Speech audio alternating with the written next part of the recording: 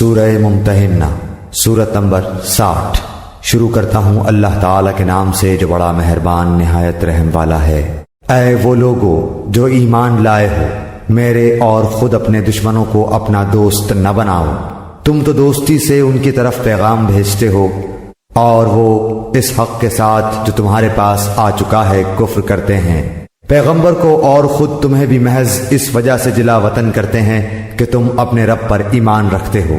اگر تم میری راہ میں جہاد کے لیے اور میری رضامندی کی طلب میں نکلتے ہو تو ان سے دوستیاں نہ کرو۔ تم ان کے پاس محبت کا پیغام پوشیدہ پوشیدہ بھیجتے ہو اور مجھے خوب معلوم ہے جو تم نے چھپایا اور وہ بھی جو تم نے ظاہر کیا۔ تم میں سے جو بھی اس کام کو کرے گا وہ یقیناً راہ راست سے بہک جائے گا۔ اگر وہ تم پر کہیں قابو پالیں تو وہ تمہارے کھلے دشمن ہو جائیں اور برائی کے ساتھ تم پر دست درازی اور زبان درازی کرنے لگیں اور دل سے چاہنے لگیں کہ تم بھی کفر کرنے لگ جاؤ۔ تمہاری قرابتیں، رشتہ داریاں اور اولاد تمہیں قیامت کے دن کام نہ آئیں گی۔ اللہ تعالیٰ تمہارے درمیان فیصلہ کر دے گا اور جو کچھ تم کر رہے ہو اسے اللہ خوب دیکھ رہا ہے۔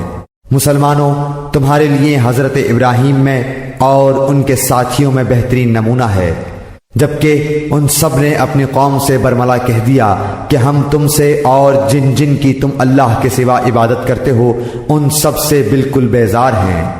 ہم تمہارے عقائد کے منکر ہیں، جب تک تم اللہ کی وحدانیت پر ایمان نہ لاؤ ہم میں تم میں ہمیشہ کے لیے بغض و عداوت ظاہر ہو گئی۔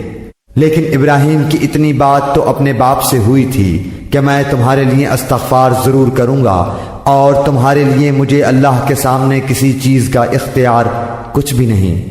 اے ہمارے پروردگار، تجھی پر ہم نے بھروسہ کیا ہے اور تیری ہی طرف رجوع کرتے ہیں اور تیری ہی طرف لوٹنا ہے۔ اے ہمارے رب، تو ہمیں کافروں کی آزمائش میں نہ ڈال اور اے ہمارے پالنے والے ہماری خطاؤں کو بخش دے۔ بے شک تو ہی غالب حکمت والا ہے۔ یقیناً تمہارے لیے ان میں اچھا نمونہ اور عمدہ پیروی ہے، خاص کر ہر اس شخص کے لیے جو اللہ کی اور قیامت کے دن کی ملاقات کی امید رکھتا ہو، اور اگر کوئی روگردانی کرے تو اللہ تعالیٰ بالکل بے نیاز ہے اور سزاوار حمد و ثنا ہے۔ کیا عجب کہ عنقریب ہی اللہ تعالیٰ تم میں اور تمہارے دشمنوں میں محبت پیدا کر دے۔ اللہ کو سب قدرتیں ہیں اور اللہ بڑا غفور و رحیم ہے۔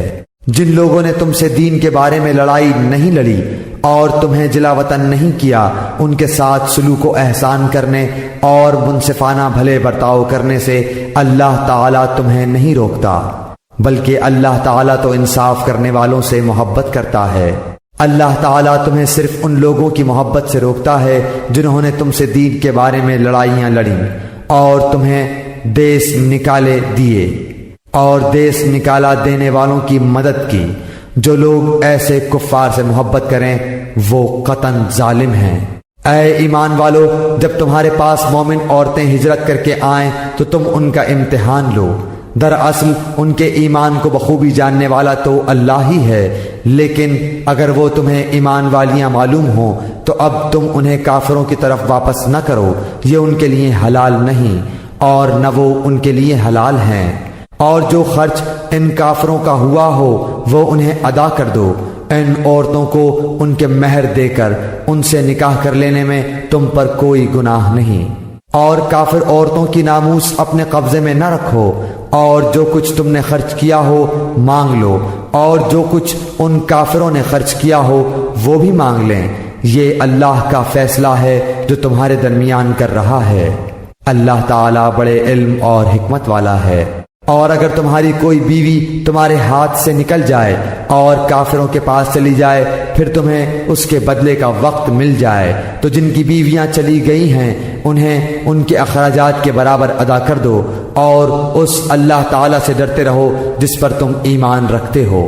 اے پیغمبر، جب مسلمان عورتیں آپ سے ان باتوں پر بیعت کرنے آئیں کہ وہ اللہ کے ساتھ کسی کو شریک نہ کریں گی، چوری نہ کریں گی، زناکاری نہ کریں گی، اپنی اولاد کو نہ مار ڈالیں گی اور کوئی ایسا بہتان نہ باندھیں گی جو خود اپنے ہاتھوں پیروں کے سامنے گھڑ لیں اور کسی نیک کام میں تیری بے حکمی نہ کریں گی تو آپ ان سے بیعت کر لیا کریں اور ان کے لیے اللہ سے مغفرت طلب کریں، بے شک اللہ تعالی بخشنے اور معاف کرنے والا ہے۔ اے مسلمانوں، تم اس قوم سے دوستی نہ رکھو جن پر اللہ کا غضب نازل ہو چکا ہے، جو آخرت سے اس طرح مایوس ہو چکے ہیں جیسے کہ مردہ اہل قبر سے کافر نا امید ہیں۔